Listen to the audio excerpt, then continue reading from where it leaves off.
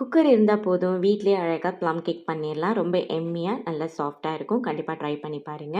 நான் வந்து tutti frutti, cherry பழம், அதுக்கப்புறம் எலுமிச்சப்பழம், கொஞ்சம் திராட்சை, கொஞ்சம் ஆரஞ்சு தோலு, ஆரஞ்சு ஜூஸ் எடுத்து நல்லா ஒரு 1 மணி நேரம் ஊற விட்டுறலாம். அதுக்கப்புறம் 1/4 கப் அளவுக்கு சீனி, அது நல்லா மெல்ட் ஆனதுக்கப்புறம் ஹாட் வாட்டர் சேர்ந்து நல்லா நுரைச்சி வரப்ப, அந்த ஊற வச்சிருந்த ட்ரை ஃப்ரூட்ஸ் எல்லாத்தையுமே வந்து ஆட் பண்ணி, இத அப்படியே ஆற விட்டுறலாம். பட்டை, கிராம்பு, ஏலக்காய், ஜாதிக்காய் எல்லாத்தையும் பொடி பண்ணி தனியா வச்சுக்கலாம்.